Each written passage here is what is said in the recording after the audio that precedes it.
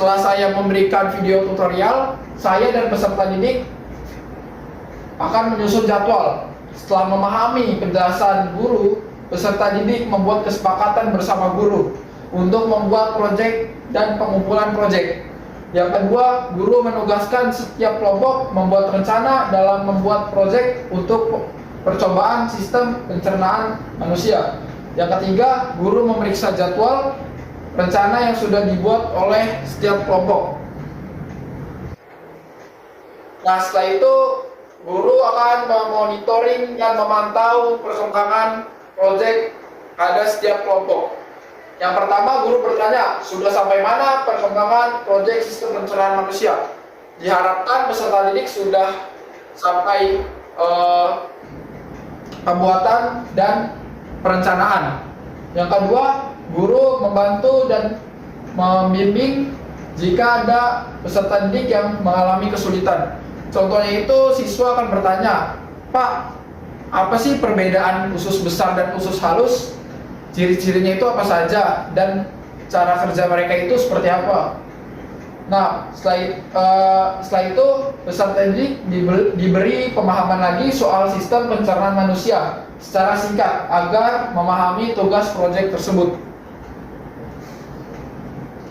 Setelah itu, pada pertemuan pertama, penutupnya peserta didik mengerjakan lembar evaluasi. Tujuannya untuk mengetahui seberapa jauh mereka memahami sistem pencernaan manusia. Yang kedua, peserta didik diberi lembar kerja peserta didik pada saat mengerjakan proyek. Jadi LKPD ini diberikan kepada peserta didik pada pertemuan pertama, tujuannya untuk diisi ketika peserta didik melakukan kerja kelompok di luar jam pelajaran sekolah. Yang ketiga, peserta didik memberikan kesimpulan dalam pembelajaran hari ini. Diharapkan peserta didik dapat memahami proses sistem pencernaan manusia dengan baik. Yang keempat, peserta didik menyampaikan perasaan tentang pembelajaran hari ini.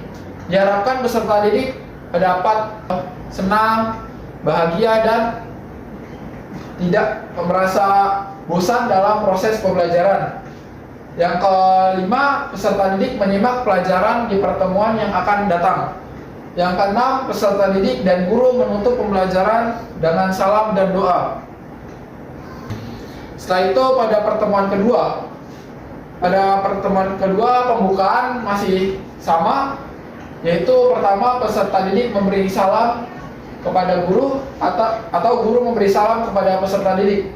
Yang kedua, guru melakukan doa bersama dengan peserta didik yang dipimpin oleh ketua kelas. Yang ketiga, guru dan peserta didik menyanyikan lagu Indonesia Raya.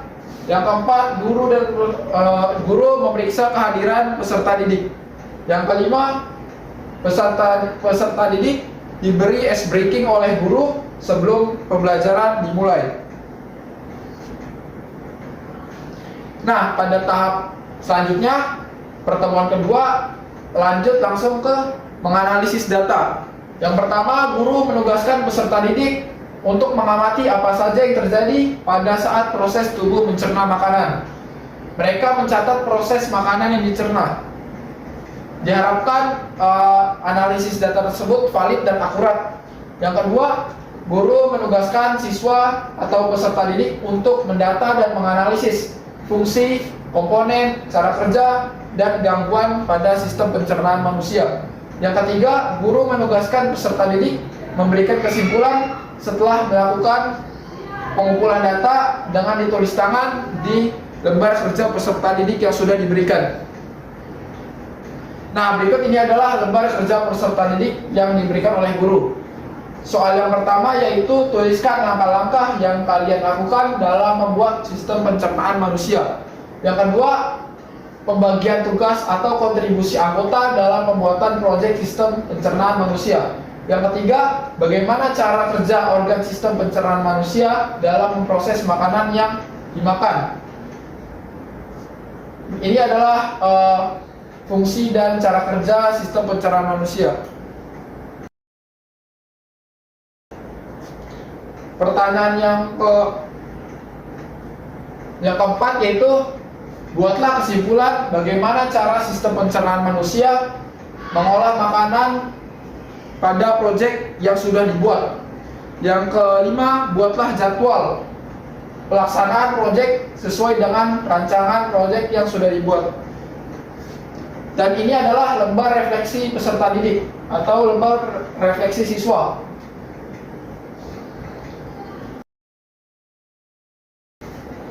Nah, setelah itu tahap menjanjikan hasil. Setelah melakukan menyusun rencana yang sudah ditetapkan, yang pertama, guru membimbing peserta didik untuk mempresentasikan karya hasil proyek yang sudah disusun sesuai dengan arahan guru. Peserta didik mempresentasikannya itu di depan kelas. Yang kedua, peserta didik menguji apakah alat media atau proyek sistem pencernaan tersebut berfungsi dengan baik, dengan baik dan dengan benar. Yang ketiga, peserta didik menjelaskan bagaimana sistem pencernaan manusia menggunakan proyek yang sudah mereka buat. Yang keempat, kelompok lain atau guru dapat mengajukan pertanyaan atau menambahkan pendapat mereka untuk mendorong diskusi lebih lanjut tentang sistem pencernaan manusia. Setelah itu, tahap evaluasi dan refleksi.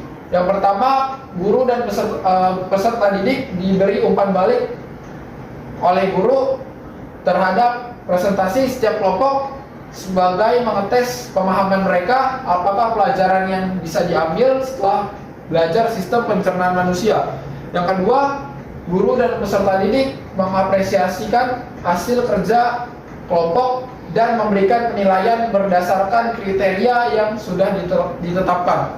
Yang ketiga, guru menugaskan peserta didik mengisi lembar refleksi untuk memberikan masukan kepada guru dan mengumpulkan lembar kerja peserta didik sebagai bentuk penilaian tanggung jawab. Berikut adalah penutup pada pertemuan kedua.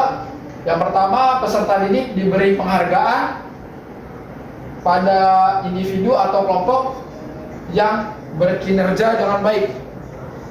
Penilaian yang diambil yaitu tentang kerjasama, kreativitas, pemahaman konsep, dan komunikasi. Yang kedua, peserta didik mendengarkan guru menyampaikan rencana kegiatan pembelajaran dan penugasan di pertemuan berikutnya kepada peserta didik. Yang ketiga, peserta didik dan guru menutup kegiatan pembelajaran dengan melakukan doa bersama yang dipimpin ketua kelas dan mengucapkan salam. Berikut ini adalah lembar evaluasi peserta didik yang terdiri dari 10 soal pilihan ganda dan 4 esai. Berikut ini adalah kunci jawaban beserta soalnya. Ini adalah kunci jawaban pada esai. Dan ini adalah instrumen lembar penilaian peserta didik yang akan dinilai oleh guru. Berikut dengan contoh penilaiannya.